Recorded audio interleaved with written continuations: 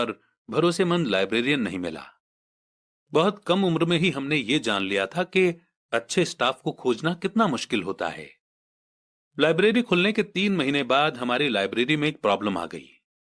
दूसरे मोहल्ले के कुछ गुंडे अंदर घुस आए और उन्होंने झगड़ना शुरू कर दिया। माइक के डैडी ने सुझाव दिया कि हम अपना बिजनेस अब बंद कर दें। तो इस तरह हमारा कॉमिक्स का धंधा बंद हो गया और हमने कन्वीनियंस स्टोर पर हर शनिवार काम करना भी बंद कर दिया।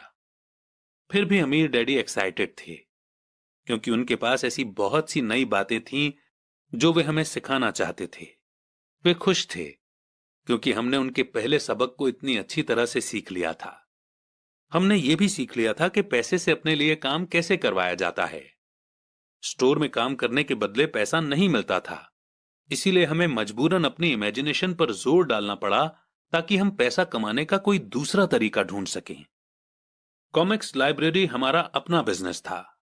हमारा पैसा हमारे कंट्रोल में था और हम किसी मालिक के मोहताज नहीं थे। इसमें सबसे अच्छी बात यह थी कि हमारे बिजनेस से हमें तब भी पैसा मिलता था जब हम वहां खुद मौजूद नहीं होते थे। उस समय हम पैसे के लिए काम नहीं करते थे, बल्कि हमारा पैसा हमारे लिए काम करता था।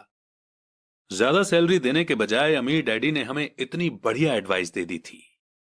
और इसी के साथ ही बेहद इंपॉर्टेंट चैप्टर यहीं पर समाप्त होता है।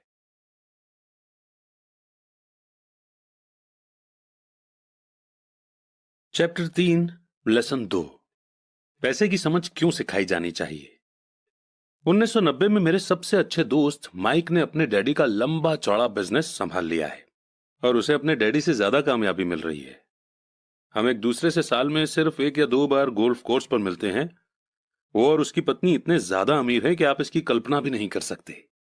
अमीर डैडी का एम्पायर बहुत सुरक्षित हाथों में है और अब माइक अपने बेटे को उसी तरह सिखा रहा है जिस तरह से उसके डैडी ने हमें सिखाया था।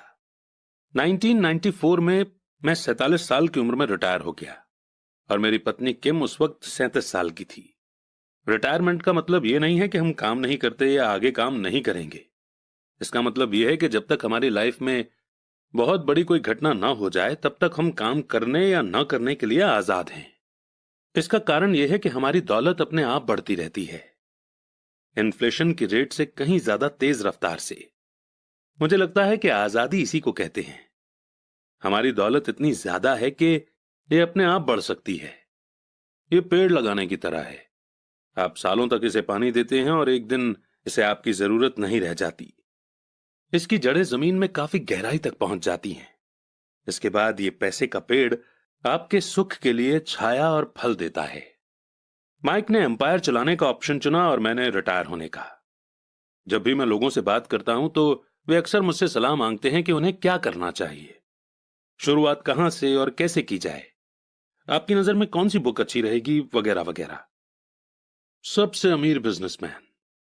1923 में हमारे सबसे महान नेता और सबसे अमीर बिजनेसमैन शिकागो में एजवाटर बीच पर इकट्ठे हुए। ये सारे लोग बहुत मशहूर थे। चार्ल्स श्वाब सबसे बड़ी स्टील कंपनी के हेड थे। सैमुअल इंसुल दुनिया की सबसे बड़ी यूटिलिटी के प्रेसिडेंट थे। हार्वर्ड हॉम्सन सबसे बड़ी गैस कंपनी के हेड थे।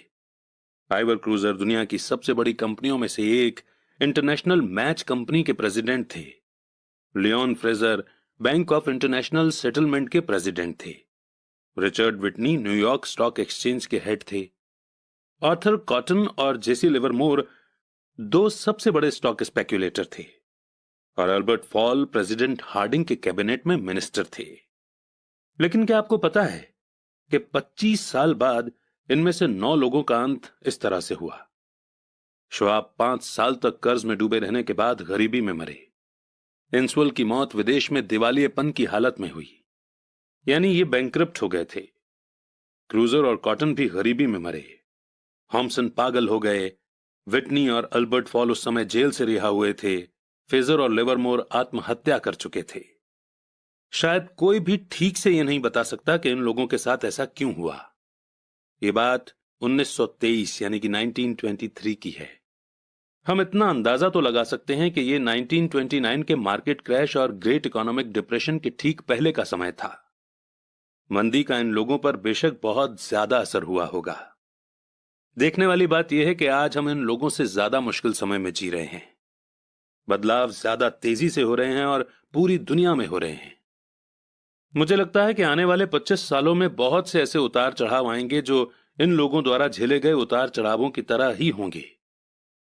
मुझे ये चिंता है कि बहुत से लोग सिर्फ पैसे पर अपना ध्यान लगाए बैठे हैं और अपनी सबसे बड़ी दौलत पर ध्यान नहीं दे रहे हैं, जिसका नाम है नॉलेज। अगर लोग फ्लेक्सिबल होने, दिमाग खुला रखने और सीखने के लिए तैयार रहें, तो इन बदलावों के बावजूद वे बहुत अमीर बन सकते हैं। अगर लोग ये सोचेंगे कि पैसा ही उनकी प्रॉब्लम को सुलझा सकता है, तो ऐसे लोगों के लिए आने वाला समय बहुत परेशानी से भरा होगा। बुद्धि से प्रॉब्लम सॉल्व होती है और पैसा आता है। अगर आपके पास पैसे की समझ नहीं है, तो पैसा चाहे आ भी जाए, पर ज्यादा देर टिकेगा नहीं। ज्यादातर लोग जिंदगी भर यह समझ नहीं पाते कि असली बात यह नहीं है कि आप कितना पैसा कमाते हैं, बल्कि यह है कि आप कितना पैसा रख पाते हैं, यानी कितना पैसा सेव कर पाते हैं। आपने पक्का लॉटरी जीतने वाले उन गरीबों की कहानियां सुनी होंगी जो अचानक से अमीर बन जाते हैं, पर कुछ समय बाद वे फिर से गरीब हो जाते हैं।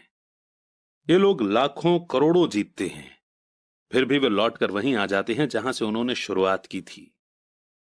आपने उन प्रोफेशनल एथलीट्स की कहानियां भी पढ़ी होंगी जो 24 साल की उम्र में हर साल करोड़ों रुपए कमाते हैं और 34 साल की उम्र में उन्हें पुल के नीचे सोना पड़ता है, बेघर। आज ही के अखबार में एक नौजवान बास्केटबॉल प्लेयर की खबर छपी है जो 1 साल पहले करोड़ों का मालिक था। आज वो शिकायत करता फिर रहा है कि उसके दोस्तों, वकीलों और अकाउंटेंट्स ने उसके पैसे हड़प लिए और इसी वजह से आज उसे बहुत कम पैसों पर कार धोने का काम करना पड़ रहा है। वो सिर्फ 29 साल का है, लेकिन क्या आपको पता है कि उसे कार धोने के काम से भी निकाल दिया गया? इसकी वजह यह थी कि उसने कार साफ करते समय अपनी चैंपियनशिप रिंग उतारने से मना कर दिया था, यानी हाथों से अंगूठी निकालने से मना कर दिया था, और जिसकी वजह से कार साफ करते हुए कार में निशान पड़ते थे और इसलिए उसकी खबर न्यूज़पेपर में छप गई। वो अपने निकाले जाने का विरोध कर रहा है और कहता है कि यह भेदभाव है। अंगूठी ही तो उसकी महान जिंदगी की इकलौती निशानी है। उसका कहना है कि अगर आप उसकी अंगूठी उतरवा लेंगे तो उसके पास जिंदा रहने का कोई सहारा नहीं बचेगा और वो मर जाएगा। 1997 में मैं ऐसे बहुत से लोगों को जानता हूं जो नए नए करोड़पति बन रहे हैं। एक बार फिर यह 1920 के बूम वाले दशक की याद दिला देता है। हालांकि मैं खुश हूं कि इतने ज्यादा लोग अमीर बनते जा रहे हैं, पर मैं उन्हें चेतावनी देना चाहता हूं कि लंबे समय में यह इंपॉर्टेंट नहीं है कि आपने कितना पैसा कमाया, बल्कि इंपॉर्टेंट यह है कि आपने कितना पैसा सेव किया और आपने कितनी पीढ़ियों तक उस पैसे को सेव करके रखा। तो जब लोग मुझसे पूछते हैं कि हम किस तरह शुरू करें या मुझे बताइए कि जल्दी अमीर कैसे बना जा सकता है, तो वे मेरे जवाब से बहुत निराश होते हैं। मैं उनसे सिर्फ यही कहता हूं जो मेरे अमीर डैडी ने मुझसे बचपन में कहा था, अगर तुम अमीर बनना चाहते हो तो तुम्हारे पास पैसे की समझ होनी चाहिए। जब भी मैं अमीर डैडी से मिलता था, ये थॉट, ये विचार मेरे दिमाग में हर बार भर जाता था। जैसा मैंने कहा कि मेरे पढ़े लिखे डैडी हमेशा किताबें पढ़ने के फायदे बताते रहते थे, दूसरी तरफ मेरे अमीर डैडी फाइनेंशियल नॉलेज या पैसे की समझ डेवलप करने पर भी जोर देते थे। अगर आप एक बुर्ज खलीफा जैसी ऊंची बिल्डिंग बनाने जा रहे हैं, तो सबसे पहले आपको एक गहरा गड्ढा खोदना पड़ेगा और एक मजबूत नींव यानी कि फाउंडेशन डालनी होगी। अगर आप किसी टाउन में एक घर बनाने जा रहे हैं, तो आपको सिर्फ एक 6 इंच कंक्रीट का स्लैब डालना होगा। ज्यादातर लोग अमीर बनने के चक्कर में 6 इंच के स्लैब पर बुर्ज खलीफा जैसी बिल्डिंग खड़ी करना चाहते हैं। हमारा स्कूल का सिस्टम उस जमाने का है जब खेती बाड़ी यानी कि एग्रीकल्चर ही इकोनॉमी का बेस थी और ज्यादातर लोग खेती बाड़ी से ही पैसे कमाते थे। आज भी ये बिना नींव के घरों में भरोसा करता है, इसीलिए स्कूल से निकलने वाले बच्चों की कोई फाइनेंशियल फाउंडेशन नहीं होती है। एक दिन जब उन्हें नींद नहीं आती और वे कर्ज में डूब जाते हैं, वो सोचते हैं कि उनकी प्रॉब्लम अमीर होकर ही सॉल्व की जा सकती है। कुल मिलाकर सच्चाई यह है कि अगर बिना फाइनेंशियल फाउंडेशन के किसी के पास पैसा आ भी जाएगा तो वो उसे जल्दी ही लूज कर देगा। एनीवे, माइक और मेरे लिए दोनों ही ऑप्शन संभव थे, क्योंकि हमारी फाइनेंशियल फाउंडेशन मजबूत थी और पैसे की समझ हमें बचपन से ही सिखाई गई थी। देखा जाए तो अकाउंटिंग शायद दुनिया का सबसे बोरिंग सब्जेक्ट है। ये बहुत उलझन भरा सब्जेक्ट भी है, पर अगर आप लंबे समय तक अमीर बने रहना चाहते हैं तो ये सबसे इंपॉर्टेंट सब्जेक्ट भी है। सवाल यह है कि आप इस बोरिंग और उलझन भरे सब्जेक्ट को अपने बच्चे को किस तरह सिखा सकते हैं। इस सवाल का जवाब है कि हम इसे आसान बना सकते हैं। अमीर डैडी ने माइक और मेरे लिए एक मजबूत फाइनेंशियल फाउंडेशन डाली थी। क्योंकि हम छोटे बच्चे थे, इसलिए उन्होंने हमें सिखाने का एक आसान तरीका निकाला। सालों तक वे सिर्फ ड्राइंग बनाते रहे और उनके साथ शब्दों का इस्तेमाल करके हमें समझाते रहे। जब माइक और मैंने उन आसान डायग्राम की मदद से इकोनॉमिक टर्म्स और पैसे के खेल को समझ लिया था, तो इसके कई सालों बाद अमीर डैडी ने नंबर को जोड़ना शुरू किया। आज माइक को जितने अकाउंटिंग एनालिसिस की जरूरत है, वो उससे भी कहीं ज्यादा मुश्किल एनालिसिस कर सकता है। उसके पास बहुत बड़ा एम्पायर है। मैं इतना ज्यादा कॉम्प्लेक्स एनालिसिस नहीं करता क्योंकि मेरा एम्पायर छोटा है, पर हम दोनों की ही फाउंडेशन आसान थी। आगे आने वाले चैप्टर में मैं आपके सामने वही आसान से ड्राइंग बनाऊंगा जो माइक के डैडी ने हमारे लिए बनाए थे। हालांकि वे आसान हैं, पर इन डायग्राम्स के सहारे उन्होंने दो छोटे बच्चों को ठोस और गहरी फाउंडेशन पर दौलत का बड़ा महल बनाना सिखाया था। रूल नंबर 1, आपको संपत्ति यानी एसेट और दायित्व यानी लायबिलिटीज का फर्क पता होना चाहिए, और हमेशा एसेट ही खरीदनी चाहिए। अगर आप अमीर बनना चाहते हैं तो आपको बस इतना ही जानने की जरूरत है। ये पहला रूल है, यही इकलौता रूल है। ये बहुत आसान लगता है, पर ज्यादातर लोगों को यह पता ही नहीं है कि यह रूल कितना इंपॉर्टेंट है। ज्यादातर लोग पैसे की प्रॉब्लम में सिर्फ इसलिए उलझे रहते हैं क्योंकि उन्हें यह पता ही नहीं होता कि एसेट और लायबिलिटी में क्या फर्क होता है। अमीर लोग एसेट इकट्ठा करते हैं, गरीब और मिडिल क्लास लोग लायबिलिटी इकट्ठा करते हैं।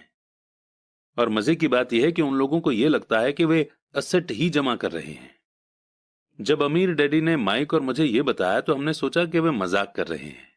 हम दो बच्चे अमीर बनने का राज जानने के लिए इतने हैरान परेशान थे, जबकि उनका जवाब इतना आसान था। ये इतना ज्यादा आसान था कि हमें इस बात पर सोचने के लिए बहुत देर तक ठहरना पड़ा। एसेट क्या होता है? माइक ने पूछा। अभी उसके बारे में चिंता मत करो, अमीर डैडी ने कहा। अभी सिर्फ इस बात को अपने दिमाग में घुस जाने दो। अगर तुम इसे आसानी से समझ सकते हो तो तुम्हारी जिंदगी का यही प्लान होगा और तुम्हें जिंदगी भर पैसे की कभी दिक्कत नहीं आएगी। यह आसान है, इसलिए अनदेखा कर दिया जाता है। आपका मतलब यह है कि हमें बस इतना ही जानने की जरूरत है कि एसेट क्या है। यह जानने के बाद हम उसे हासिल कर लें और अमीर बन जाएं? मैंने पूछा। अमीर डैडी ने हामी भरी और कहा, हां, ये इतना ही आसान है। अगर ये इतना आसान है तो फिर हर आदमी अमीर क्यों नहीं बन जाता? मैंने पूछा। अमीर डैडी ने मुस्कुराकर कहा, क्योंकि वो लोग एसेट और लायबिलिटी में फर्क नहीं कर पाते। मुझे याद है मैंने पूछा था, बड़े लोग इतना मूर्ख कैसे हो सकते हैं? अगर ये इतना आसान और इतना इंपॉर्टेंट है तो हर कोई इसे जानना या खोजना क्यों नहीं चाहता? एसेट और लायबिलिटी क्या होते हैं ये समझाने में अमीर डैडी को बस कुछ ही मिनट लगे। वो बोले, बड़े लोगों को ये रूल समझाने में मुझे बहुत मुश्किल होती है। क्यों? क्योंकि बड़े लोग खुद को ज्यादा स्मार्ट मानते हैं। मैंने अक्सर देखा है कि ज्यादातर लोग आसान बातों को समझ नहीं पाते। इसका कारण यह है कि उनकी एजुकेशन अलग तरह से हुई है। उन्हें दूसरे प्रोफेशनल्स ने पढ़ाया है, जैसे bankers, accountants, real estate agents, financial planners वगैरह वगैरह। ज्यादातर बड़े लोगों के सामने मुश्किल यह होती है कि उन्हें बहुत कुछ भूलना पड़ता है और एक बार फिर से बच्चा बनना पड़ता है। बड़े लोगों को हमेशा ऐसा लगता है कि मुश्किल जवाब ही ठीक होगा। अगर उन्हें किसी चीज का आसान जवाब बताओ तो वो उसे गलत मानते हैं। अमीर डैडी किस प्रिंसिपल में यकीन करते थे? यानी कीप इट सिंपल स्टूपिड, जिसका मतलब है कि चीजें आसान ही रहने दो भाई। इसलिए वे हम दो छोटे बच्चों के लिए लेसन को आसान बनाते थे और इस तरह उन्होंने हमारी पैसे की फाउंडेशन को ज्यादा मजबूत बना दिया। तो दिक्कत या उलझन किस बात से आती है, या इतनी आसान चीज किस तरह से मुश्किल बन जाती है? कोई ऐसा एसेट क्यों खरीदता है जो असल में लायबिलिटी होती है? और इसका जवाब हमें अपनी बेसिक एजुकेशन में मिलता है। एक्चुअली हम फाइनेंशियल लिटरेसी पर ध्यान ही नहीं देते और स्कूल की नॉलेज को हमेशा सही मानते हैं। सवाल यह है कि कोई चीज एसेट है या लायबिलिटी, ये पता कैसे चलेगा? अगर आप सचमुच खुद को कंफ्यूज करना चाहें तो इन शब्दों को डिक्शनरी में देख लें। मैं जानता हूं कि वहां दी हुई डेफिनेशन किसी अकाउंटेंट को अच्छी लगती होगी, पर दिक्कत यह है कि आम आदमी उन्हें पूरी तरह से समझ नहीं पाता। फिर भी हम एडल्ट लोग ये मानते हैं कि इतने आसान शब्द हम अगर किसी से पूछेंगे तो हमारी बेइज्जती हो जाएगी, लोग हम पर हंसेंगे। छोटे बच्चों को समझाते समय अमीर डैडी ने एक बार कहा था, असेट को शब्दों के द्वारा नहीं, नंबर के द्वारा पढ़ा जाता है। और अगर आप नंबर को नहीं पढ़ सकते तो आपको असेट और जमीन में खुदे गड्ढे में कोई फर्क महसूस नहीं होगा। अकाउंटिंग में नंबर इंपॉर्टेंट नहीं है, इंपॉर्टेंट तो वो बात है कि वो नंबर हमें बता क्या रहा है। ये शब्दों की ही तरह है, शब्द इंपॉर्टेंट नहीं होते, इंपॉर्टेंट वो बात होती है जो शब्दों के जरिए बताई जाती है। एग्जाम्पल के लिए मैंने हाल ही में एक नया वीसीआर खरीदा। इसके साथ इंस्ट्रक्शन मैनुअल भी था जिसमें समझाया गया था कि अपने वीसीआर को किस तरह से प्रोग्राम किया जाता है। मैं शुक्रवार की शाम को अपने फेवरेट टीवी शो को रिकॉर्ड करना चाहता था, पर उस मैनुअल को पढ़ते पढ़ते मैं पागल हो गया। मुझे दुनिया में कोई भी काम इतना मुश्किल नहीं लग रहा था जितना कि अपने वीसीआर को प्रोग्राम करना। मैं शब्दों को पढ़ सकता था, पर इसके बावजूद मुझे कुछ समझ नहीं आ रहा था। ऐसा लग रहा था कि मुझे शब्दों को पहचानने में ए ग्रेड मिल रहा था, पर उन्हें समझने में मुझे एफ ग्रेड मिल रहा था, यानी उन्हें समझने में मैं फेल हो रहा था। और यही ज्यादातर लोगों के साथ पैसे के मामले में होता है। अगर आप अमीर बनना चाहते हैं तो आपको नंबर पढ़ना और उन्हें समझना आना चाहिए। मैंने अपने अमीर डैडी से यह बात हजारों बार सुनी है, और मैंने यह भी सुना है कि अमीर लोग असेट इकट्ठा करते हैं जबकि गरीब और मिडिल क्लास लोग लायबिलिटी इकट्ठा करते हैं। यहां यह बताया जा रहा है कि असेट और लायबिलिटी में क्या फर्क होता है। ज्यादातर अकाउंटेंट और फाइनेंशियल प्रोफेशनल्स डेफिनेशन पर आपस में सहमत नहीं होते। वैसे तो इस बुक में डायग्राम्स दिए हैं, पर क्योंकि ये ऑडियो बुक है और ऑडियो में हम आपको डायग्राम्स दिखा नहीं सकते, इसलिए हम आपको इसमें दिए गए सारे कॉन्सेप्ट्स आसान सी भाषा में समझा देंगे। और बिल्कुल भी चिंता मत कीजिए, क्योंकि हमने खुद इस बुक को 10 से 20 बार पढ़ा हुआ है। देखिए, सबसे पहले तो हमें 4 शब्दों को याद रखना है, जो हैं इनकम, एक्सपेंसेस यानी कि खर्चे, एसेट और लायबिलिटी। इनकम और एक्सपेंसेस से इनकम स्टेटमेंट बनता है, जिसे अक्सर प्रॉफिट एंड लॉस स्टेटमेंट भी कहा जाता है। यह इनकम और खर्च के बारे में बताता है, यानी पैसा कहां से आया और कहां गया। और ये तो हम सब अपने घर में करते ही हैं। हम लिखते हैं कि इस महीने हमने कितने पैसे कमाए, यानी कितनी इनकम आई, और उसमें से हमने कितने पैसे किस किस चीज में खर्च किए। यानी इन 4 शब्दों में से ये 2 शब्द इनकम और एक्सपेंसेस तो हर किसी को पता है, पर प्रॉब्लम यह है कि बहुत से लोगों को अगले 2 शब्द या तो पता नहीं है या फिर उन्हें हम ठीक से समझते ही नहीं हैं। और बाकी के ये 2 शब्द हैं असेट और लायबिलिटीज। इन 2 शब्दों को, असेट और लायबिलिटीज को, जब एक साथ लिखते हैं तो इसे हम बैलेंस शीट बोलते हैं। और ये नाम आपने जरूर सुना होगा। बैलेंस शीट ये नाम इसलिए दिया गया है क्योंकि इसमें एसेट और लायबिलिटीज को एक साथ मिलाकर देखा जाता है, यानी उन्हें बैलेंस किया जाता है। कुछ लोग जिनमें पैसे की समझ नहीं होती, इनकम स्टेटमेंट और बैलेंस शीट के बीच के रिलेशन को नहीं जानते। इस रिलेशनशिप को जानना बेहद जरूरी है। इसलिए जैसा मैंने पहले कहा था कि अमीर डैडी ने हमेशा दोनों छोटे बच्चों को आसान सी डेफिनेशन सिखाई। उन्होंने कहा कि एसेट वो होता है जो आपकी जेब में पैसा डालता है। अच्छी, सिंपल और इजी टू यूज डेफिनेशन है ना? एसेट वो चीजें होती हैं जो मेरी जेब में पैसा डालती हैं, यानी ये हमें पैसा बना कर देते हैं बिना हमारे काम किए हुए या बहुत कम काम किए हुए। एग्जाम्पल के लिए, अगर हम घर रेंट पर दे देते हैं और उसे खुद एक्टिवली मैनेज भी नहीं करते, तो ये घर हमारा एसेट बन जाएगा, क्योंकि इसे मैनेज करने के लिए ज्यादा टाइम नहीं देना पड़ेगा। फिर भी हर महीने इससे रेंट आता रहेगा। और इसी तरह हमारी कोई शॉप है जिसे कोई और मैनेज कर रहा है और हर महीने हमें उससे पैसे मिल रहे हैं, तो वो भी हमारा एसेट ही है। और इसके उल्टे लायबिलिटी वो चीज है जो मेरी जेब से पैसे निकालती है। मान लीजिए कि हम कोई बड़ा घर लेते हैं और इस घर से हमें कोई इनकम नहीं मिल रही है, तो इस घर ने एक ही बार में हमारा खर्च नहीं करवाया, बल्कि बार बार हमें इसमें खर्चा करना पड़ेगा, और इसलिए ये हमारी लायबिलिटी बन जाएगी। कभी इसमें मेंटेनेंस का खर्च देना पड़ेगा, जैसे लॉन को साफ रखने के लिए माली रखना पड़ेगा, और अगर सिंपल सा घर भी है तो भी हमें नॉर्मल मेंटेनेंस के लिए तो पैसा खर्च करना ही पड़ेगा। अब इसका मतलब ये नहीं हुआ कि हम अपने पर्सनल यूज के लिए घर ले ही ना, बल्कि इसका मतलब ये हुआ कि हम एटलीस्ट इन टर्म्स को और ये जो शब्दावली, ये जो जार्गन्स हम यूज कर रहे हैं, इन्हें हम समझें और लाइफ में असेट्स को लायबिलिटीज से पहले खरीदें। और ये ध्यान रखें कि असेट से हमें ज्यादा पैसा आना चाहिए और लायबिलिटीज से हमारी जेब से कम पैसे जाने चाहिए। और अगर आसान करें तो असल में आपको इतना ही जानने की जरूरत है कि अगर आप अमीर बनना चाहते हैं तो आप जिंदगी भर असेट खरीदते रहिए। अगर आप गरीब या मिडिल क्लास आदमी बनना चाहते हैं तो आप लायबिलिटी खरीदते रहिए। और इनके बीच को फर्क न जानने से ज्यादातर लोग जीवन भर पैसे की तंगी से परेशान रहते हैं। पैसों के लिए एक आदमी इसीलिए परेशान होता रहता है क्योंकि न तो वो इन शब्दों को समझ पाता है और ना ही इन नंबर्स को। जिन लोगों के सामने पैसे की मुश्किलें आ रही हैं, उन्हें यह समझ लेना चाहिए कि शब्दों या नंबर्स में ऐसा कुछ है जिसे वे पढ़ नहीं पा रहे हैं। कोई चीज ठीक से उनकी समझ में नहीं आ रही है।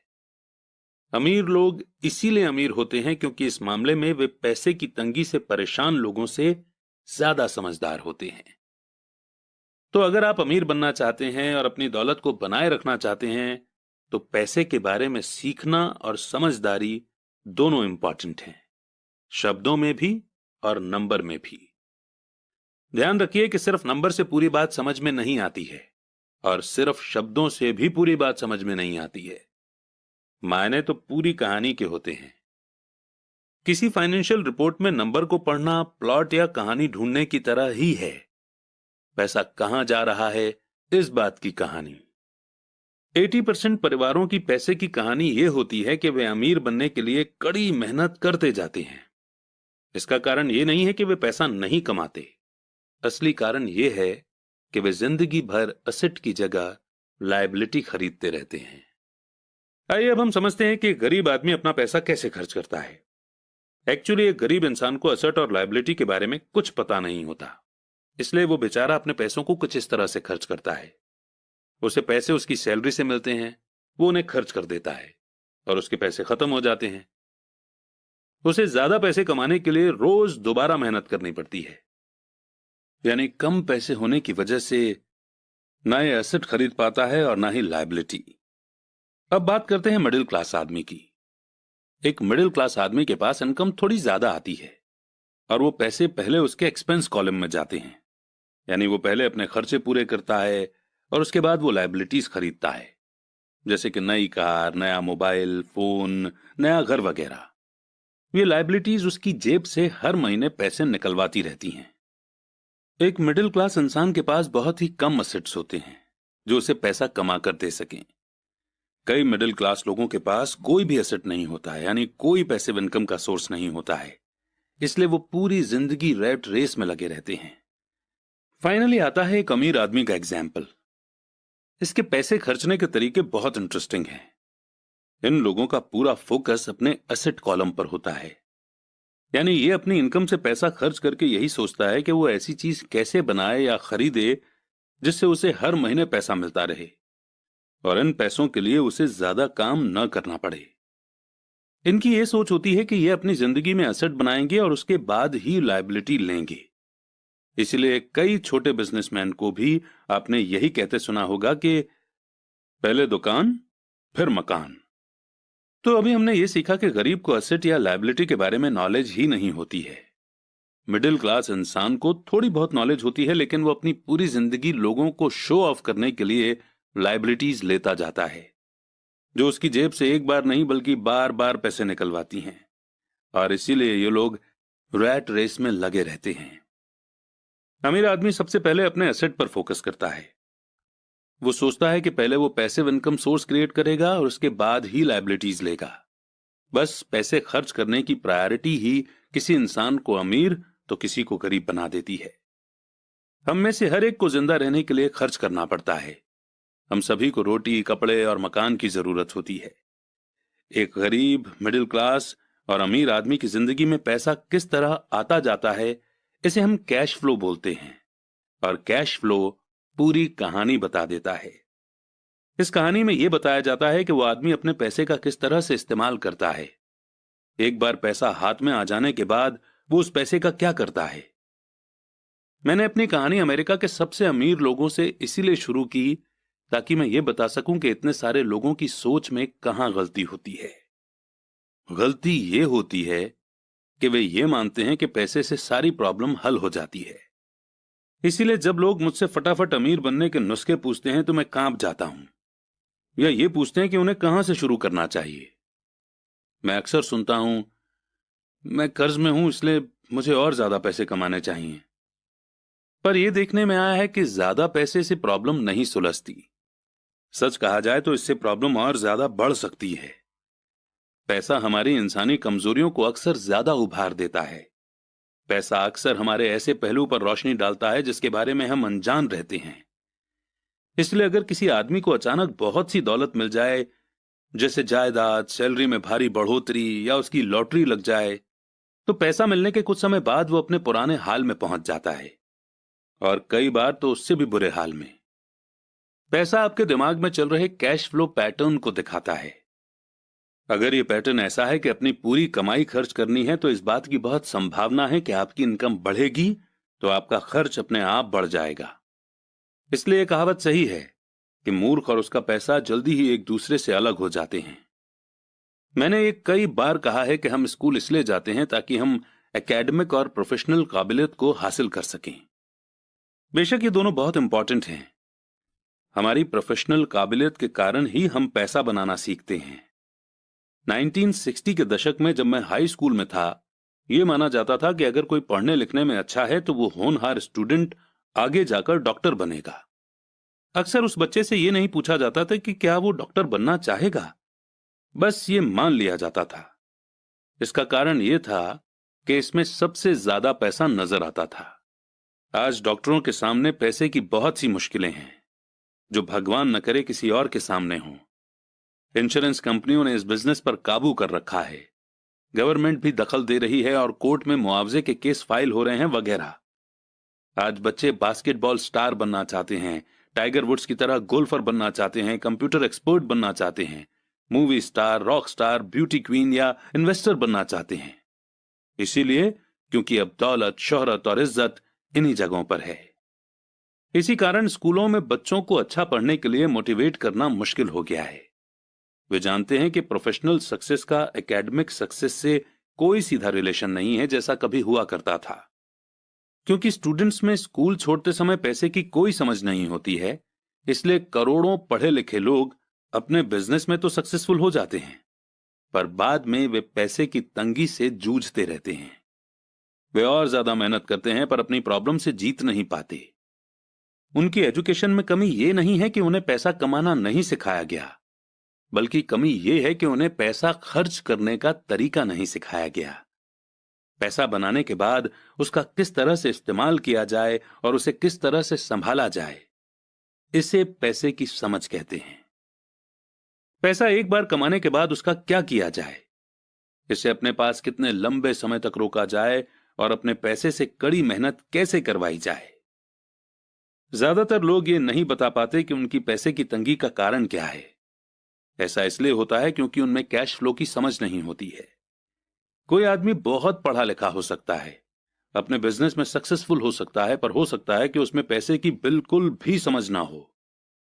ऐसे लोग अक्सर जरूरत से ज्यादा कड़ी मेहनत करते हैं क्योंकि उन्होंने कड़ी मेहनत करना तो सीखा है, पर पैसे से अपने लिए कड़ी मेहनत करवाना नहीं सीखा। यह कहानी बताती है कि पैसे का सुख भरा सपना किस तरह दुख भरे सपने में बदल जाता है। कड़ी मेहनत करने वाले लोगों की फिल्मी कहानी एक घिसे पिटे ढर्रे पर चलती है। हाल में शादीशुदा खुश बहुत पढ़े लिखे पति पत्नी साथ साथ रेंट के मकान में रहने लगते हैं। जल्दी उन्हें यह लगने लगता है कि वे पैसा बचा रहे हैं, क्योंकि दो लोगों के साथ साथ रहने का खर्च भी लगभग उतना ही होता है जितना कि अकेले आदमी का। प्रॉब्लम यह है कि जिस अपार्टमेंट में वे रहते हैं वो छोटा है। वे अपने सपनों का घर खरीदने के लिए पैसे बचाने लगते हैं ताकि वे बच्चे पैदा कर सकें। अब उनके पास दो लोगों की सैलरी होती है और वे अपने करियर पर ज्यादा ध्यान देने लगते हैं। उनकी इनकम बढ़ने लगती है। जैसे जैसे उनकी इनकम बढ़ने लगती है उनके खर्चे भी बढ़ने लगते हैं। ज्यादातर लोगों के लिए पहले नंबर का खर्च होता है टैक्स। एक एम्प्लॉय के लिए टैक्स में सबसे बड़ी प्रॉब्लम यह है कि जैसे ही उसे सैलरी मिलेगी, सीधा ही सबसे पहले उसका टैक्स कटेगा। बाद में बचे हुए पैसे उसे मिलेंगे, जिससे वो अपने बाकी के खर्चे करेगा। और टैक्स एक सबसे बड़ा एक्सपेंस है। फिर लायबिलिटी बढ़ने लगती है। इसे समझाने का सबसे अच्छा तरीका यह है कि हम वापस यंग पति पत्नी की कहानी की तरफ चलें। उनकी इनकम बढ़ने के कारण वे फैसला करते हैं कि अब वे रेंट के मकान में नहीं रहेंगे, बल्कि अपने सपनों का घर खरीद लेंगे। जब वे अपने घर में पहुंच जाते हैं तो उन पर एक नए टैक्स का बोझ आ जाता है, जिसे प्रॉपर्टी टैक्स कहते हैं। फिर वो लोग एक नई कार खरीदते हैं, नया फर्नीचर और नया सामान खरीदते हैं, ताकि उनका घर आलीशान लगे। अचानक वे अपने सपने से जागते हैं और देखते हैं कि उनके लायबिलिटी का कॉलम बढ़ गया है। वे कर्ज में हैं और उन्हें बहुत से होम लोन और क्रेडिट कार्ड लोन चुकाने हैं। अब वे रैट रेस में फंस चुके हैं। एक बच्चा पैदा हो जाता है, वे और कड़ी मेहनत करते हैं। ये प्रोसेस फिर रिपीट होता है, ज्यादा पैसा आता है, उस पर ज्यादा टैक्स लगता है, और तभी उनके पास एक क्रेडिट कार्ड आ जाता है। वे उसका इस्तेमाल करते हैं। जब वो खत्म हो जाता है, तब एक लोन कंपनी का आदमी आकर उन्हें बताता है कि उनका सबसे बड़ा एसेट, उनका घर, उसकी कीमत बढ़ गई है। कंपनी उन्हें एक बिल कंसोलिडेशन लोन देने का ऑफर करती है, क्योंकि उनकी क्रेडिट हिस्ट्री बहुत अच्छी है। कंपनी उन्हें यह भी बताती है कि समझदारी इसी में होगी कि वे अपने ऊंचे इंटरेस्ट रेट पर लिए गए कंज्यूमर लोन को उनके क्रेडिट कार्ड से चुका दें, और इसके अलावा उनके घर पर लगने वाले इंटरेस्ट से उन्हें टैक्स में छूट यानी कि एग्जेम्पशन भी मिलेगी। वे ऐसा ही करते हैं और ज्यादा इंटरेस्ट रेट वाले क्रेडिट कार्ड का पेमेंट कर देते हैं।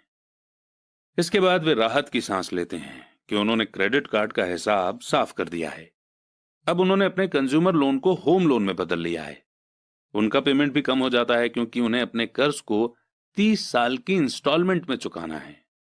प्रॉब्लम से डील करने का यही स्मार्ट तरीका है। उनके पड़ोसी आते हैं और उन्हें शॉपिंग पर चलने के लिए इनवाइट करते हैं। दिवाली, न्यू ईयर की सेल लगी हुई है, यही तो मौका है कुछ पैसा बचाने का। वे अपने आप से कहते हैं कि मैं कुछ नहीं खरीदूंगा, मैं तो सिर्फ देखने जा रहा हूं। पर अगर कोई चीज जम जाए तो उसे खरीदने की उम्मीद में वे अपने क्रेडिट कार्ड को ले जाना नहीं भूलते। मैं ऐसे यंग कपल से हर समय टकराता हूं। उनके नाम बदलते रहते हैं, पर उनकी पैसे की तंगी एक सी ही रहती है। वे मेरी चर्चाओं में यह सुनने के लिए आते हैं कि मैं इस बारे में क्या कहता हूं। वे मुझसे पूछते हैं कि क्या आप हमें बता सकते हैं कि और ज्यादा पैसे कैसे कमाया जा सकता है। उनकी खर्चीली आदतों ने उन्हें और ज्यादा कमाने के लिए मजबूर कर दिया है। वे इतना भी नहीं जानते कि दरअसल प्रॉब्लम पैसा कमाने की नहीं है, पैसा सही तरह से खर्च करने की है, और यही पैसे की तंगी का कारण है। यह समस्या इसलिए पैदा होती है क्योंकि उनमें पैसे की समझ नहीं होती। यह समस्या इसलिए और भी भयानक हो जाती है क्योंकि वे एसेट और लायबिलिटी के फर्क को नहीं समझ पाते। मेरा मानना है कि ज्यादा पैसे से शायद ही कभी किसी की पैसे की प्रॉब्लम सुलझती है। समस्याएं समझदारी से सुलझती हैं। मेरा एक दोस्त बार बार कर्ज में फंसे लोगों को यही सलाह देता है। वो कहता है, अगर आपको लगता है कि आपने अपने आप को किसी गड्ढे में फंसा लिया है, तो सबसे पहले तो उस गड्ढे को और खोदना बंद कर दो।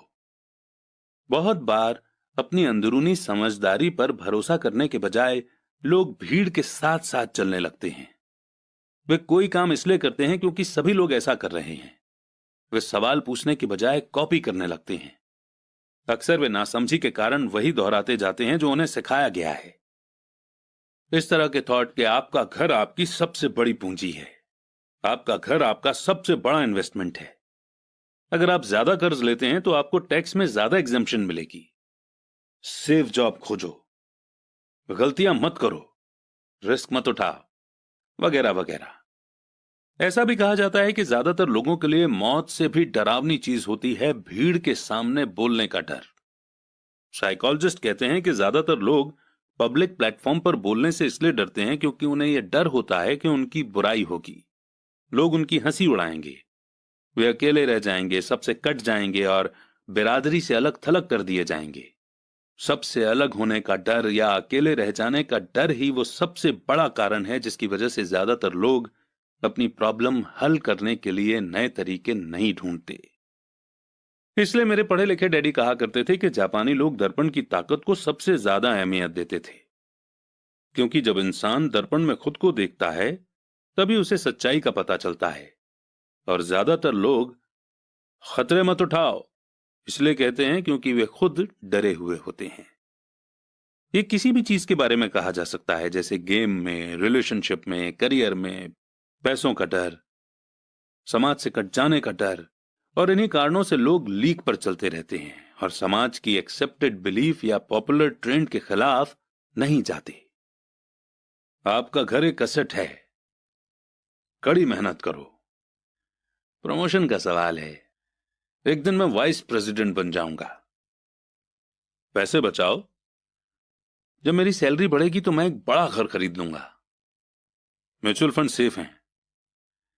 भीड़ के साथ चलने और पड़ोसियों के ऐशो आराम की कॉपी करने के कारण पैसे की बहुत सी प्रॉब्लम पैदा होती है।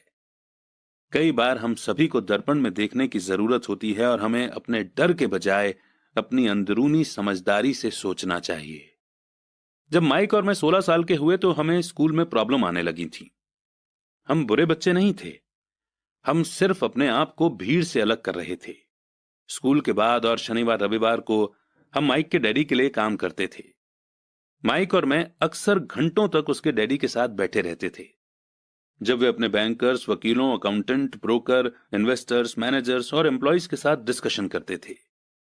माइक के डैडी ने 13 साल की उम्र में स्कूल छोड़ दिया था और अब वे पढ़े लिखे लोगों को रास्ता दिखा रहे थे, उन्हें ऑर्डर और इंस्ट्रक्शंस दे रहे थे, उनसे सवाल पूछ रहे थे।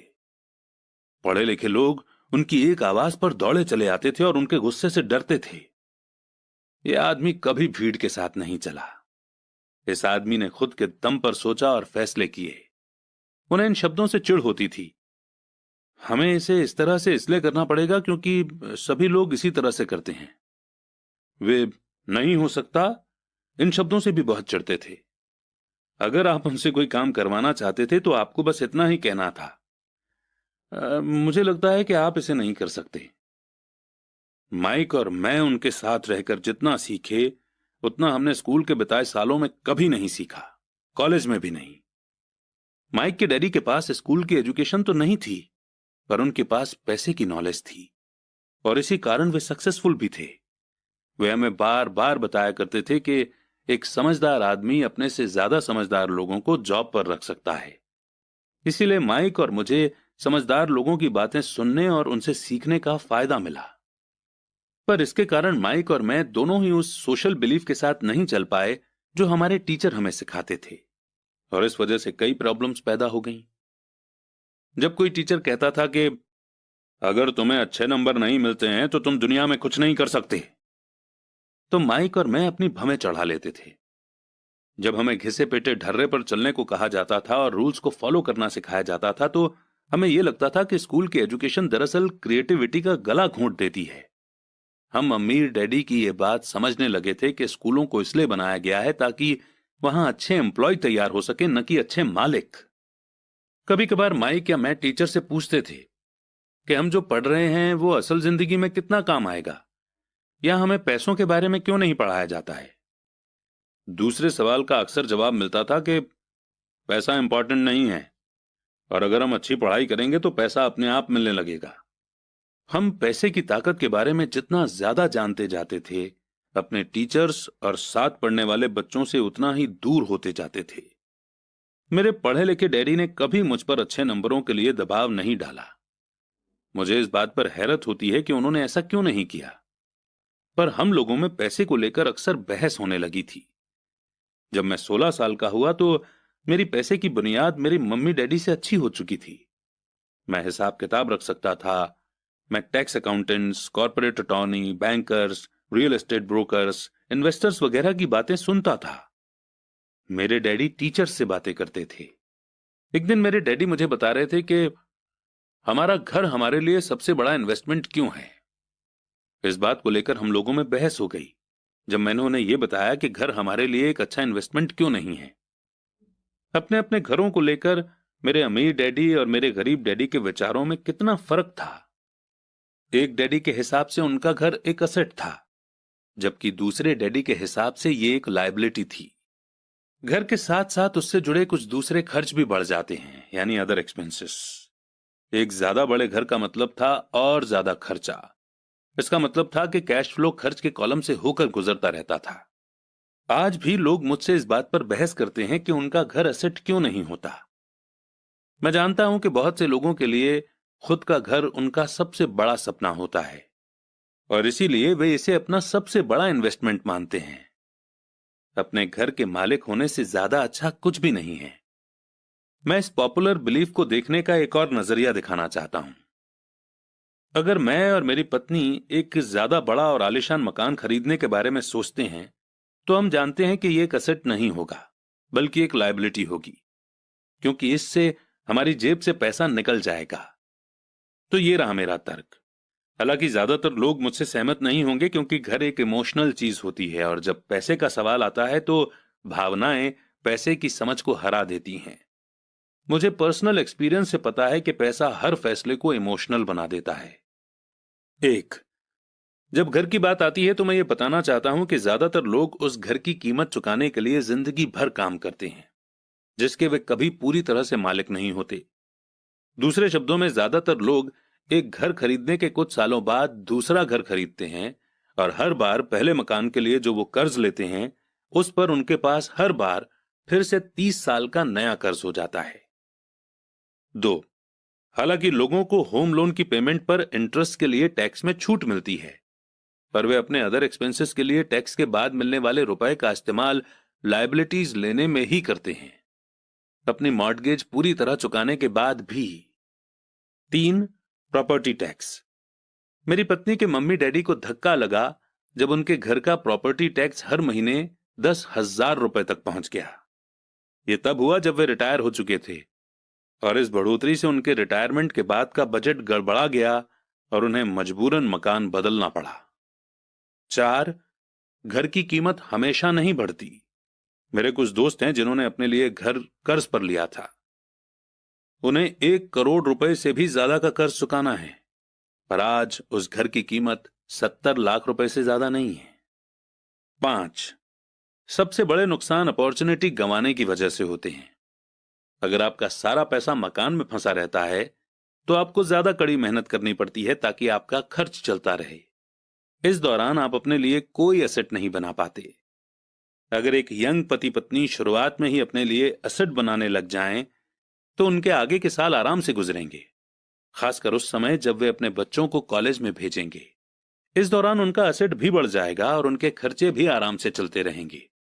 अक्सर ऐसा होता है कि आपका घर आपके बढ़ते हुए खर्च को चुकाने के लिए होम इक्विटी लोन का साधन बन जाता है। इन शॉर्ट बोले तो अपना घर खरीदने का फैसला बहुत महंगा पड़ता है। इसके बजाय बेहतर यह होगा कि जल्दी ही इन्वेस्टमेंट पोर्टफोलियो बना लिया जाए। किसी आदमी पर इसका असर कम से कम 3 तरह से पड़ता है। एक, समय की बर्बादी, क्योंकि इस दौरान दूसरी प्रॉपर्टी की वैल्यू बढ़ गई होती है। 2, एक्स्ट्रा कैपिटल की बर्बादी, जिसे दोबारा इन्वेस्ट किया जा सकता था, जबकि घर खरीदने के बाद आपको घर से सीधे जुड़े बहुत से खर्चे उठाने पड़ते हैं। 3, एजुकेशन की बर्बादी। अक्सर ऐसा होता है कि लोग ये मानते हैं कि उनके एसेट में उनका घर, सेविंग्स और रिटायरमेंट प्लान आते हैं। क्योंकि उनके पास इन्वेस्ट करने के लिए पैसा नहीं होता, इसलिए वे बिल्कुल भी इन्वेस्टमेंट नहीं करते। इस कारण उन्हें इन्वेस्टमेंट का एक्सपीरियंस कभी नहीं मिल पाता। ज्यादातर लोग एक समझदार इन्वेस्टर नहीं बन पाते और सबसे बढ़िया इन्वेस्टमेंट आमतौर पर सबसे पहले समझदार इन्वेस्टर्स को बेचे जाते हैं, जो बाद में उन्हें सेफ खेलने वाले लोगों को बेचते हैं। मेरे पढ़े लिखे डैडी का फाइनेंशियल स्टेटमेंट रैट रेस में फंसे इंसान का सबसे अच्छा एग्जाम्पल है। उनके खर्च हमेशा उनकी इनकम से ज्यादा होते थे, इसलिए उन्हें प्रॉपर्टी में इन्वेस्ट करने का मौका ही नहीं मिलता था। इसका नतीजा यह होता था कि उनकी लायबिलिटी, जैसे होम लोन और क्रेडिट कार्ड के कर्ज, उनकी जेब से हर महीने इतना पैसा निकाल लेते थे जितना कि उनके एसेट उनके लिए कभी भी नहीं कमा पाते थे। दूसरी तरफ मेरे अमीर डैडी का फाइनेंशियल स्टेटमेंट यह दिखाता है कि वे जी जान लगाकर इन्वेस्टमेंट कर रहे थे और उन्होंने अपनी लायबिलिटीज को कम से कम रखा था। मेरे अमीर डैडी के फाइनेंशियल स्टेटमेंट से यह भी पता चलता है कि अमीर लोग और ज्यादा अमीर क्यों बनते हैं। एसेट वाले कॉलम की इनकम इतनी ज्यादा होती है कि खर्च आराम से चल जाता है और कुछ पैसा भी बच जाता है। इस बचे हुए पैसे को एक बार फिर से असेट वाले कॉलम में दोबारा इन्वेस्ट कर दिया जाता है। असेट वाला कॉलम बढ़ता रहता है और इससे होने वाली इनकम भी बढ़ती रहती है। नतीजा ये होता है कि अमीर लोग और ज्यादा अमीर होते जाते हैं। अब आप पूछेंगे कि एग्जैक्टली अमीर लोग और ज्यादा अमीर क्यों होते जाते हैं? मिडिल क्लास लोग हमेशा पैसे की तंगी से जूझते रहते हैं। उनकी बेसिक इनकम सैलरी से होती है और जैसे जैसे उनकी सैलरी बढ़ती है उनके टैक्स भी बढ़ते जाते हैं। इसके साथ ही इनकम बढ़ने पर उनके खर्च भी बढ़ जाते हैं। इसीलिए इसे चूहा दौड़ यानी कि रैट रेस कहा गया है। ये लोग मानते हैं कि उनका घर उनका बड़ा एसेट है और इसीलिए वे इनकम दिलाने वाली प्रॉपर्टी में इन्वेस्ट नहीं करते। मिडिल क्लास को पैसे की तंगी क्यों होती है? आज की कर्जदार सोसाइटी यानी कि क्रेडिट सोसाइटी दो बातें मानती है। पहली ये कि खुद का घर एक इन्वेस्टमेंट होता है और दूसरी ये कि सैलरी बढ़ने पर खर्च भी बढ़ना चाहिए या एक ज्यादा बड़ा घर खरीद लेना चाहिए। बढ़ते हुए खर्च के कारण परिवार ज्यादा कर्ज में फंस जाते हैं और उन्हें पैसे की और ज्यादा तंगी का सामना करना पड़ता है। हालांकि वे अपनी जॉब में लगातार तरक्की कर रहे हैं और उनकी सैलरी लगातार बढ़ती जा रही है। इसे हाई रिस्क लिविंग या बहुत जोखिम भरी लाइफस्टाइल कहा जाता है और इसका कारण यह है कि ऐसे लोगों में पैसे की समझ नहीं होती। 1990 के दशक में यानी कि 1990 के डिकेड में जॉब में भारी कटौती से यह बात पता चली कि मिडिल क्लास पैसे के मामले में कितना इनसिक्योर है। अचानक कंपनी पेंशन प्लान की जगह पर 401 के प्लान आ गए हैं। अगर इंडिया की बात करें तो इंडिया में भी 2004 के बाद से पेंशन देना बंद कर दिया गया। सिर्फ डिफेंस सर्विसेज में पेंशन्स हैं और एनपीएस यानी कि न्यू पेंशन स्कीम स्टार्ट कर दी गई और इससे रिटायरमेंट का सहारा नहीं बनाया जा सकता। मिडिल क्लास में घबराहट का माहौल पैदा हो गया है। आज एक अच्छी बात यह है कि ज्यादातर लोग ये बातें समझते हैं और इसलिए उन्होंने म्यूचुअल फंड खरीदना शुरू कर दिया है। इन्वेस्टमेंट में हुई बढ़ोतरी के कारण ही हमने स्टॉक मार्केट में इतनी तेजी देखी है। आज मिडिल क्लास की बढ़ती मांग को पूरा करने के लिए नए नए म्यूचुअल फंड बनते जा रहे हैं। म्यूचुअल फंड इसलिए पॉपुलर हैं क्योंकि वे सेफ होने के सिंबल हैं। म्यूचुअल फंड खरीदने वाले आदमी जॉब में, टैक्स और होम लोन चुकाने में, अपने बच्चों की कॉलेज की फीस के लिए पैसे बचाने में और अपने क्रेडिट कार्ड का हिसाब साफ रखने में बहुत ज्यादा बिजी हैं। उनके पास इतना समय ही नहीं है कि वे इन्वेस्ट करने की स्किल सीख सकें। इसीलिए वे म्यूचुअल फंड के मैनेजर की काबिलियत पर भरोसा करते हैं। साथ ही क्योंकि म्यूचुअल फंड कई तरह के इन्वेस्टमेंट करता है इसलिए उन्हें ऐसा लगता है कि उनका पैसा ज्यादा सेफ है क्योंकि ये कई टुकड़ों में बंट गया है या आप अंग्रेजी में बोले तो डाइवर्सिफाइड हो गया है। पढ़े लिखे मिडिल क्लास का ये ग्रुप म्यूचुअल फंड ब्रोकर्स और फाइनेंशियल प्लानर्स के डाइवर्सिफाइड प्रिंसिपल्स को सही मानता है। सेफ रहो, रिस्क से बचे रहो। असली ट्रेजेडी तो यह है कि पैसे की समझ न होने के कारण एवरेज मिडिल क्लास लोग खतरों का सामना करते हैं।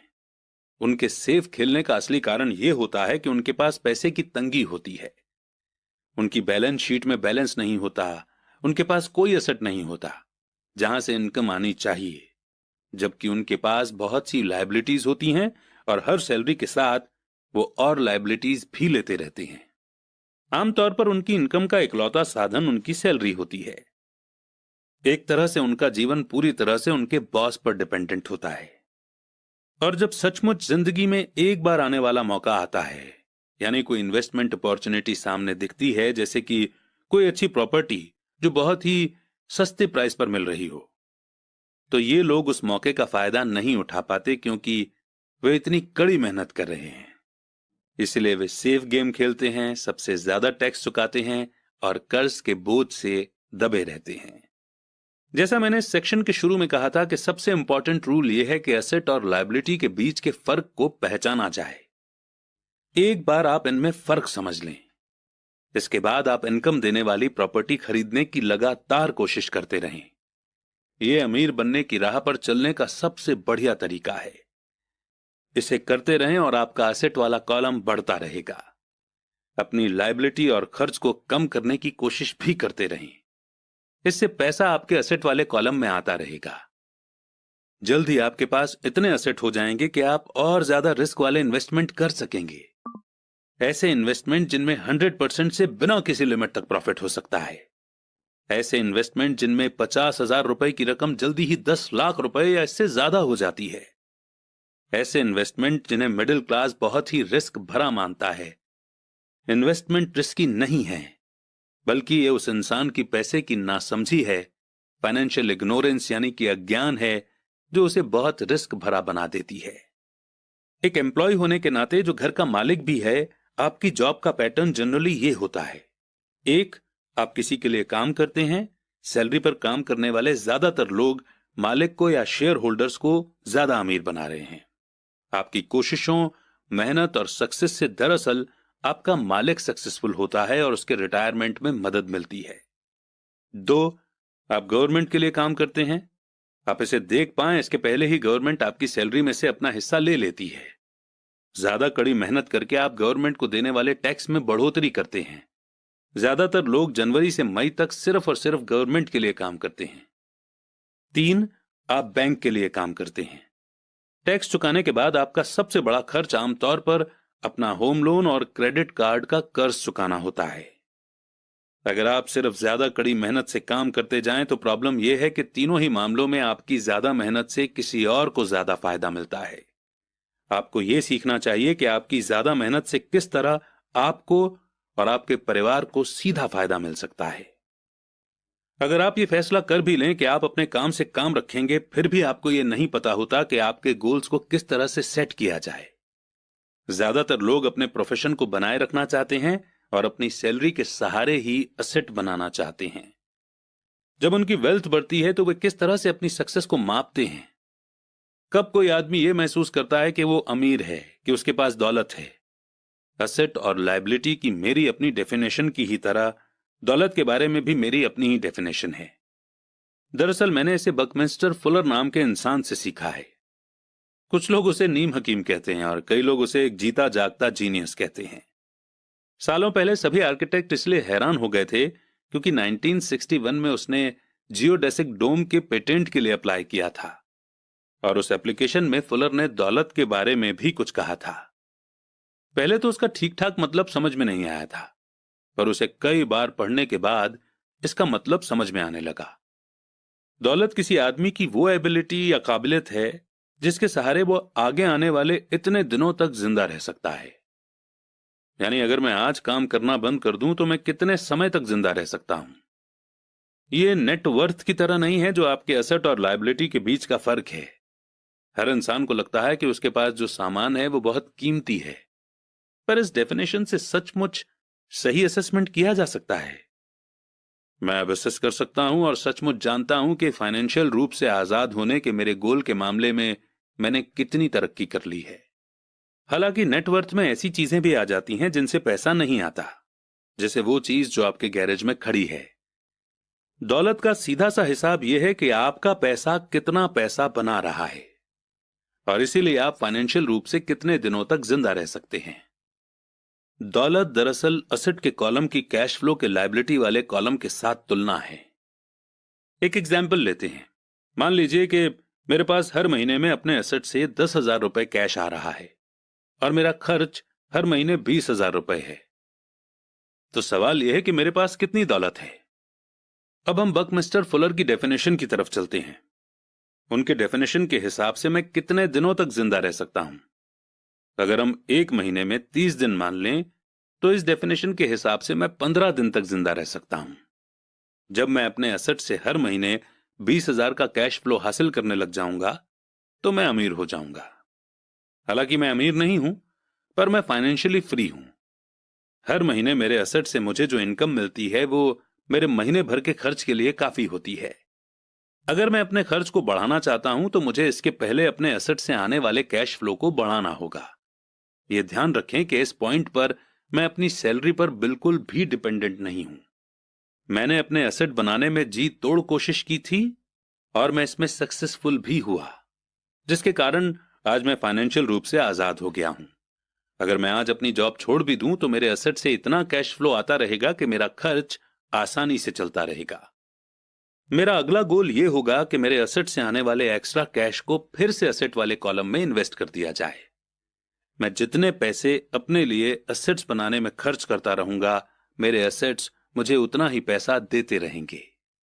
यानी मेरा एसेट वाला कॉलम जितना ज्यादा बढ़ता है, वहां से उतना ही ज्यादा कैश फ्लो आता है और जब तक मैं अपने खर्च यानी एक्सपेंसेस को आने वाले कैश से कम रखता हूं, तब तक मैं ज्यादा अमीर बनता रहूंगा। ध्यान देने वाली बात यह है कि मेरी इनकम फिजिकल मेहनत से नहीं बल्कि दूसरे तरीके से हो रही है। जब तक री इन्वेस्टमेंट का यह प्रोसेस चलता रहेगा, मैं अमीर बनने के रास्ते पर तेजी से चलता रहूंगा। अमीरी का असली डेफिनेशन देखने वाले की नजर में होता है। आप कभी बेहद अमीर नहीं हो सकते। तो आइए इस चैप्टर के लेसन को हम एक बार रिव्यू कर लेते हैं। पहला, अमीर असेट खरीदते हैं। दूसरा, गरीब सिर्फ खर्च करते हैं। मिडिल क्लास लायबिलिटी खरीदता है पर यह सोचता है कि वो असेट खरीद रहा है। चैप्टर 4 लेसन 3, अपने काम से काम रखो। 1974 में मैकडॉनल्ड के मालिक रे क्रॉक से रिक्वेस्ट की गई कि वे ऑस्टिन में टेक्सास यूनिवर्सिटी में एमबीए की क्लास में लेक्चर दें। मेरा एक करीबी दोस्त कीथ कनिंगम वहां एमबीए कर रहा था। बहुत अच्छी और इंस्पिरेशन डिस्कशन के बाद क्लास खत्म हो गई और स्टूडेंट्स ने रे से पूछा कि क्या वे बियर पीने के लिए उनके फेवरेट बार में चलेंगे। इसके लिए रे तैयार हो गए। जब सब लोगों के हाथ में बियर आ गई तब रे ने पूछा, क्या तुम स्टूडेंट्स को पता है कि मेरा असली बिजनेस क्या है? कीथ ने कहा कि यह सुनकर हर कोई हंस पड़ा, क्योंकि ज्यादातर एमबीए स्टूडेंट्स को लगा जैसे रे मजाक कर रहे थे। किसी ने जवाब नहीं दिया, इसलिए रे ने दोबारा से यही सवाल पूछा, आप लोगों की नजरों में मेरा बिजनेस क्या है?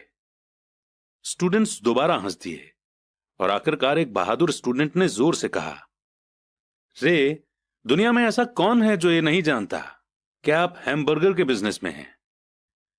अब रे हंस दिए। वो बोले, मुझे मालूम था आप लोग यही कहेंगे। फिर वे एक पल के लिए रुके और इसके बाद उन्होंने कहा, लेडीज एंड जेंटलमैन, मैं हैमबर्गर बिजनेस में नहीं हूं। मेरा असली बिजनेस है रियल एस्टेट। कीथ ने कहा कि रे ने अपने नजरिए को समझाने के लिए काफी समय लिया। अपने बिजनेस प्लान में रे जानते थे कि बिजनेस का ओरिजिनल गोल हैमबर्गर फ्रेंचाइजी बेचना था, पर वे कभी भी हर फ्रेंचाइजी की लोकेशन को नहीं भूले। वे जानते थे कि रियल एस्टेट और इसकी लोकेशन हर फ्रेंचाइजी की सक्सेस में सबसे इंपॉर्टेंट फैक्टर है। बेसिकली वो आदमी जो फ्रेंचाइजी खरीद रहा था और रे क्रॉक के ऑर्गेनाइजेशन की फ्रेंचाइजी चेन का मेंबर बनता था, तो वो ही उस जमीन के लिए पैसे दे रहा था और उसे खरीद रहा था। आज मैकडॉनल्ड दुनिया में रियल एस्टेट का सबसे बड़ा अकेला मालिक है, जिसके पास कैथोलिक चर्च से भी ज्यादा रियल एस्टेट है। आज उनके पास अमेरिका और दुनिया के दूसरे देशों में सबसे कीमती चौराहे और नुक्कड़ हैं। कीथ ने कहा कि यह उसकी जिंदगी का बहुत बड़ा सबक था। आज कीथ के पास कार धोने का बिजनेस है, पर उसका असली बिजनेस है कार धोने के गैरेज के नीचे का रियल एस्टेट। पिछले चैप्टर के अंत में हमने यह बताया था कि ज्यादातर लोग दूसरों के लिए काम करते हैं, बस अपने लिए काम नहीं करते।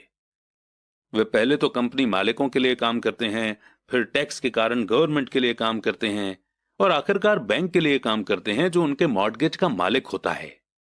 जब हम छोटे थे तो हमारे आसपास मैकडॉनल्ड का कोई फ्रेंचाइजी आउटलेट नहीं था, पर मेरे अमीर डैडी ने माइक और मुझे वही सबक सिखा दिया था जो टेक्सास यूनिवर्सिटी में रे क्रॉक ने सिखाया था। यह अमीरों का सीक्रेट नंबर 3 है। अगला सीक्रेट यह है कि अपने काम से काम रखो। लोगों की जिंदगी में पैसों